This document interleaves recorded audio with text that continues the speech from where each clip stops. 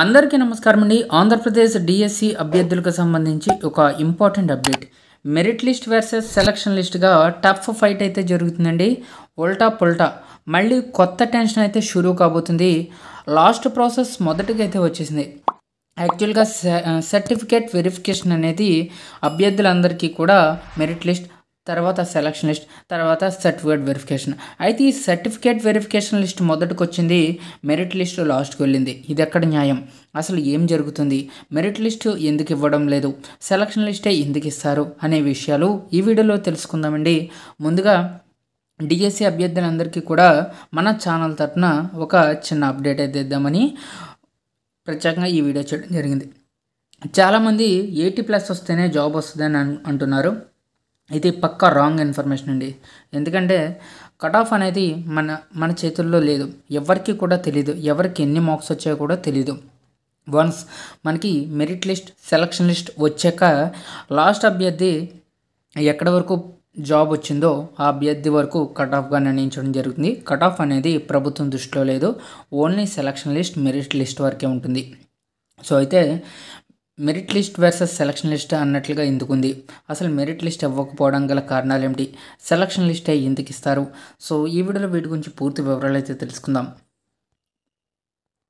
యాక్చువల్గా మనకి టెట్లో అభ్యంతరాలు ఉంటే వారందరూ కూడా కొత్త హాల్ టికెట్ ఎక్కువ స్కోర్ వచ్చిన టెట్ మార్క్స్ని అప్డేట్ చేసుకుని తద్వారా వారికి ఫైనల్ మార్క్స్ని అయితే ఇవ్వడం జరిగిందండి. ఆ ప్రాసెస్ 17వ తేదీతో ముగిసింది. 18న మ్యాక్సిమం మెరిట్ లిస్ట్ వస్తుంది, సెలక్షన్ లిస్ట్ వస్తుంది అని చెప్పేసి చాలామంది అభ్యర్థులు ఈగర్లీ వెయిట్ చేశారు. నైట్ 12, 1, 2 వరకు కూడా వెయిట్ చేశారు. అయినా సరే అప్డేట్ లేదు.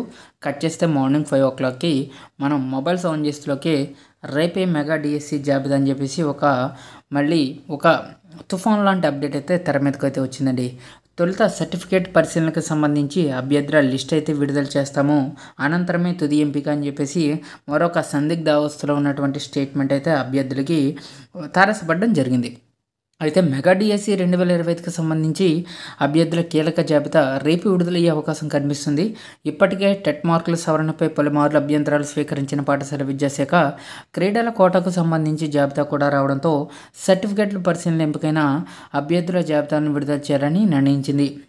ఇక ఒక్క విషయం గుర్తుంచుకుందామండి, ఇక్కడ తొలుత సర్టిఫికేట్ల పరిశీలనకు సంబంధించిన అభ్యర్థుల లిస్ట్ అన్నాడు, అది ఎస్జిటికా, లేకపోతే స్కూల్ అసిస్టెంట్లుగా, లేకపోతే స్పోర్ట్స్ కోటాలో ఉన్నటువంటి అభ్యర్థులుగా, అది ఒక మన విషయాన్ని గమనించినట్లయితే మ్యాక్సిమం మనకి ఈ అప్డేట్, ఈ క్లిప్పింగ్ ద్వారా మనకి తెలిసిన విషయాన్ని ఒక్కసారి గమనించినట్లయితే క్రీడల కోటాకు సంబంధించిన జాబితా కూడా రావడంతో సర్టిఫికేట్ పరిశీలనకు ఎంపికైన అభ్యర్థుల జాబితాను విడుదల చేయాలని నిర్ణయించింది. అంటే ఇక్కడ మెయిన్గా ఈ సర్టిఫికేట్ జాబితా అనేది, సర్టిఫికేట్ల పరిశీలనకు సంబంధించిన లిస్ట్ అనేది ఓన్లీ క్రీడల కోటాకి సంబంధించిన, అంటే స్పోర్ట్స్ డిఎస్సికి సంబంధించిన లిస్ట్ అయితే వస్తుందండి. మిగిలిన మనకి ఎస్జిటి కానివ్వండి, స్కూల్ అసిస్టెంట్ కానివ్వండి, ఇవన్నీ కూడా మెరిట్ లిస్ట్ ఇస్తారు ఖచ్చితంగా. ఎందుకంటే నోటిఫికేషన్లో పేర్కొన్నారు, ఖచ్చితంగా ఇష్యూ కూడా చేశారు. ఫైనల్కి తర్వాత నార్మలైజేషన్ స్కోర్ కార్డు, తర్వాత మెరిట్ లిస్టు, తర్వాత సెలక్షన్ లిస్ట్ అని చెప్పేసి ఒక 4 స్టెప్స్ అయితే నోటిఫికేషన్లో పేర్కొన్నారు. అలాగే వెళ్తారండి. అయితే క్రీడల కోటాకు సంబంధించిన జాబితాకి సంబంధించి అభ్యర్థుల యొక్క జాబితా, ఎవరైతే క్రీడల కోటాలో ఎంపికయ్యారో వారి యొక్క సర్టిఫికేట్ వెరిఫికేషన్ జాబితా రేపు రిలీజ్ కాబోతుంది. సో ఎస్జిటి, ఎస్ఏకి రేపు మెరిట్ లిస్ట్ వస్తుందా రాదా అనేది ఇంకా మనకి ఎటువంటి అప్డేట్ కూడా లేదండి. సర్టిఫికేట్ ఎంపిక జాబితా అంటే దాదాపుగా ఉద్యోగాలు పొందిన వారి జాబితాగానే భావించాలి. ఇకపోతే 16,347 పోస్టులు భర్తీ చేస్తూ ఉండగా అంతే సంఖ్యలో అభ్యర్థులను సర్టిఫికేట్ పరిశీలనకు పిలవనున్నారు. అంటే దీని అర్థం మెరిట్ లిస్ట్ వచ్చాక సెలక్షన్ లిస్టు రెడీ చేస్తారండి. ఈ సెలక్షన్ లిస్టులో ఎన్నైతే ఉద్యోగాలు ఉన్నాయి అంటే 16,347 ఉద్యోగాలు అయితే ఉన్నాయి.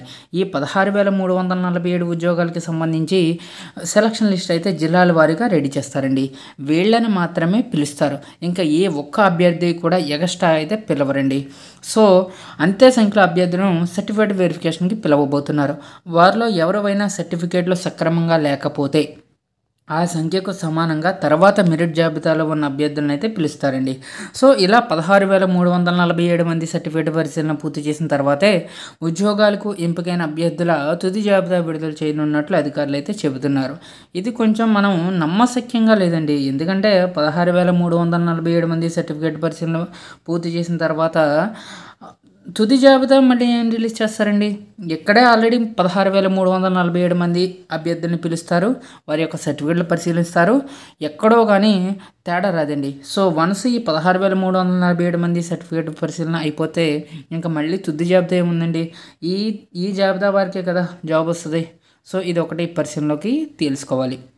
అయితే బుధవారం విడుదలయ్యే సర్టిఫికేట్ పరిశీలన జాబితాతోనే ఎవరు ఉద్యోగాలు ఎంపికయ్యారనే విషయంపై స్పష్టత వస్తుందంటున్నారు. కానీ అధికారులు మాత్రం ఈ సర్టిఫికేట్ల పరిశీలన జాబితా మాత్రమేనని, తుది జాబితా తర్వాత విడుదల చేస్తామని చెబుతున్నారు. సో ఇక్కడ కాస్త గుబులు పుట్టిస్తున్న అంశమండి.